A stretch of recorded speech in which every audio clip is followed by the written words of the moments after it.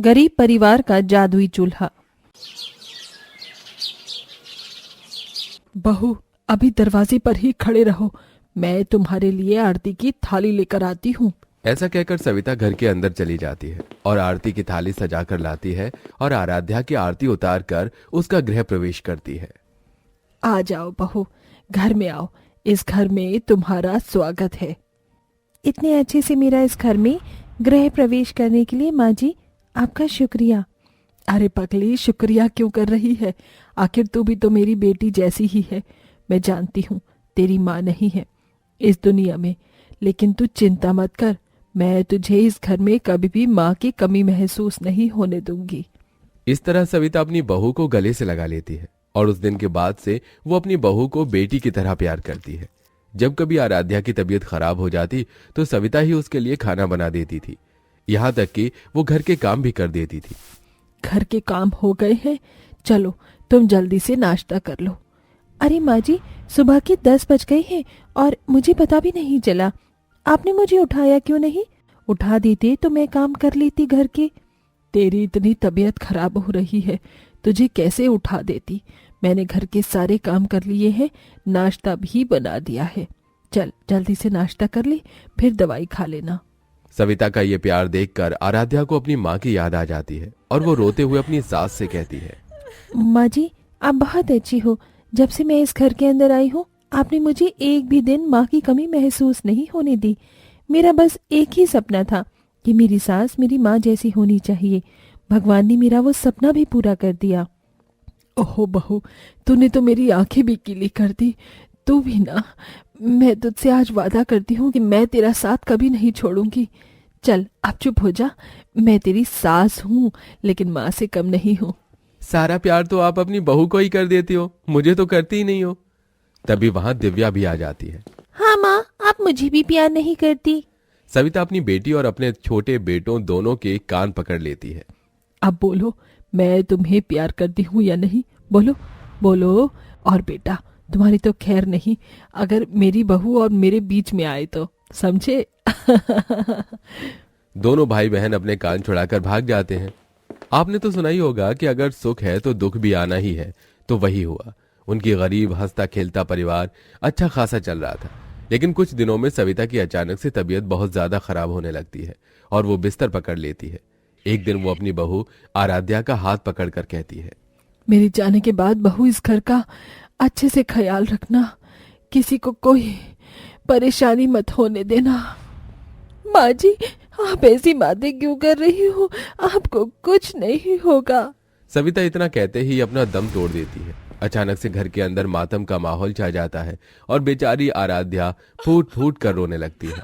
बचपन में मुझसे मेरी माँ का प्यार छिन गया और अब माँ जैसी सास भी भगवान को प्यारी हो गई। हे भगवान, ये तुमने मेरे साथ क्या किया? माँ जी उठो, अपना वादा किया था मुझसे, आप मुझे छोड़कर कहीं नहीं जाओगी। माँ माँ, आपको क्या हो गया है? माँ उठो ना। तुम लोग अपने आप को संभालो, अब हमें माँ का अंतिम संस्कार करना होगा। पूरा परिवार मिलकर सविता का अंतिम संस्कार करवा देता है, लेकिन उसके जाने के बाद घर में कोई भी ठीक से खाना तक नहीं खा पाता। 13वीं तक घर में चूल्हा तक नहीं जलता, लेकिन धीरे धीरे अब घर में परेशानी शुरू हो जाती है। इधर विक्की की नौकरी छूट जाती है, उधर घर का राशन भी खत्म हो जाता है। बहू भी इस हादसे से बाहर नहीं निकल पाती। भाभी, क्या हो गया है? आप सारा दिन बैठकर इस मिट्टी के चूल्हे को क्यों देखती रहती हो? इस मिट्टी के चूल्हे के पास बैठकर माँ जी मेरे लिए बढ़िया बढ़िया पकवान बनाया करती थी। जो मेरा मन करता था वही बनाकर मुझे खिलाया करती थी, वो भी अपने हाथों से। हर जगह जहाँ भी देखती हूँ मुझे माँ जी की परछाई दिखाई देती है और यहाँ बैठने से ऐसा लग रहा है जैसे माँ मेरे पास ही हो और मुझे लाड कर रही हो। भाभी, आप अपने आप को संभालो, चलो खाना बना लेती है। मिट्टी के चूल्हे के साथ घर में एक स्टोव भी था। लकड़ियां न होने की वजह से स्टोव में पड़े थोड़े मिट्टी के तेल से दिव्या उस स्टोव पर चावल उबाल देती है, लेकिन सविता की याद में उसके बेटे और उसकी बहू दोनों उसे भी नहीं खा पाते और ऐसे ही भूखे पेट सो जाते हैं। इसी वजह से सविता की आत्मा को शांति नहीं मिल पाती और वो उसी रात उनके घर में एक सुनहरी रोशनी के साथ प्रकट होती है। घर में एक अन्न का दाना तक नहीं है, मेरे बच्चे भूखे प्यासे ऐसे ही सो गए। मैं जिंदा होती तो उनको भूखे पेट कभी नहीं सोने देती, उनके लिए कुछ अच्छा बनाकर उन्हें जरूर खिलाती। सविता की ममता मरने के बाद भी खत्म नहीं होती। वो अपने उस मिट्टी के चूल्हे में समा जाती है। तभी अचानक से चूल्हा बहुत तेज हिलता है और हवाएं तेज तेज चल रही होती है। गेट हवा की वजह से खुल जाता है। उसकी आवाज से आराध्या नींद से जाग जाती है। मुझे ऐसा लग रहा है जैसे माँ जी मेरे आसपास हो और ये मिट्टी का चूल्हा अपनी जगह से कैसे खिसका। तभी वो गेट की तरफ देखती है। गेट भी खुला हुआ होता है। अच्छा, बाहर हवा तेज चल रही है, मैं गेट बंद करके आती हूँ। आराध्या, तुम क्यों परेशान हो रही हो? शायद उसके अंदर चूहा चला गया होगा। चलो अब गेट बंद करके आकर सो जाओ, बहुत रात हो गई है। आराध्या विक्की की बात मानकर सो जाती है। अगले दिन जब सवेरा होता है तो दिव्या जोर जोर से चिल्लाकर अपने भैया भाभी को बुलाती है। भैया भाभी, जल्दी से यहाँ पर आओ और देखो यहाँ पर क्या हो रहा है। अचानक ही उस मिट्टी के चूल्हे के अंदर से सुनहरी रोशनी के साथ बढ़िया बढ़िया पकवान निकलकर बाहर आता है, जो दिव्या के साथ उसके भैया भाभी भी देखते हैं। ये कैसा चमत्कार है? अरे, क्या ये चूल्हा जादुई चूल्हा है? इसके अंदर से खाना कैसे निकल सकता है? इस खाने की खुशबू तो बिल्कुल माँ जी के खाने की खुशबू की जैसी है। आराध्या उस खाने को जैसे ही खाती है उसे अपनी स्वर्गीय सास की याद आ जाती है। दिव्या, विक्की जी, इसे खाकर देखिए, ये बिल्कुल माँ जी के हाथों का बने खाने जैसा है। मुझे उनकी बहुत याद आ रही है। क्या माँ जी यही कहीं है? तभी सुनहरी रोशनी के साथ सविता जादुई चूल्हे के अंदर से बाहर आती है, जिसे देखकर आराध्या, विक्की और दिव्या तीनों ही हैरान रह जाते हैं। मैं जानती हूँ मेरे बच्चों, तुम्हें मेरी बहुत याद आती है, खासतौर पर आराध्या बहू। मैंने तुम्हें बेटी से बढ़कर माना।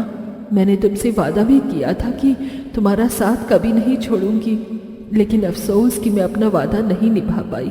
लेकिन मरने के बाद भी तुम्हारी ममता के चलते मेरी आत्मा को शांति नहीं मिली और मैं इस चूल्हे में ही समा गई। माँ जी, अपनी आंखों के सामने आपको फिर से देखकर बहुत खुशी मिल रही है। आपके जाते ही पूरा घर सोना सोना हो गया माँ। और आप हमारी ममता के लिए वापस चली आई? हाँ मेरे बच्चों, आज के बाद मैं इसी घर में यहीं पर रहूंगी। घर में अन्न का एक दाना तक नहीं है। तुम्हें इस जादुई चूल्हे से मेरे हाथों का बना हुआ खाना मिलता रहेगा। ऐसा कहने के बाद सविता दोबारा से जादुई चूल्हे के अंदर ही समा जाती है। उस दिन वो सभी पेट भरकर खाना खाते हैं। अब उन्हें जब भी भूख लगती, उस जादुई चूल्हे के अंदर से उनके लिए उनकी पसंद का खाना निकलकर बाहर आ जाता। इसी के चलते आराध्या, दिव्या और विक्की को ऐसा लगता है जैसे सविता उस घर में रह रही हो और वो अपनी ममता मरने के बाद भी उनके ऊपर लुटा रही हो। आराध्या, आराध्या कहाँ हो तुम? दिव्या, ये देखो मेरा ज्वाइनिंग लेटर। मुझे नौकरी मिल गई है। अरे वाह, आपको नौकरी मिल गई है? ये तो बहुत खुशी की बात है। आपकी नौकरी जाने की वजह से ही तो घर में इतनी सारी परेशानियां आ गई थी। हमें दिव्या की पढ़ाई भी छुड़ानी पड़ी। हमारे ऊपर माँ का आशीर्वाद है। अब हमारी सारी परेशानियां धीरे धीरे खत्म हो जाएंगी। माँ, आप जहां कहीं भी हो, आपके आशीर्वाद के चलते आपकी औलाद सफल होती जा रही है। विक्की के इतना कहते ही जादुई चूल्हा सुनहरी रोशनी के साथ चमकने लगता है। देखा भैया आपने, माँ हमारी बातें सुन रही है। माँ, अब मैं अपनी बहन की पढ़ाई भी पूरी करवाऊंगा और उसकी शादी भी धूमधाम से करवाऊंगा। बस आप अपना आशीर्वाद हमारे साथ इसी तरह बनाए रखना। हाँ जी, आपने सही कहा। ये सब माँ जी के आशीर्वाद की वजह से ही हुआ है। आखिर वो हमसे इतना प्यार जो करती हैं। इस तरह जादुई चूल्हे के चलते उन्हें खाने की कमी कभी नहीं होती और साथ में विकी की नौकरी लगते ही उनकी सभी परेशानियां खत्म हो जाती हैं, जिसके बाद वो एक साथ सब खुशी खुशी रहने लगते हैं।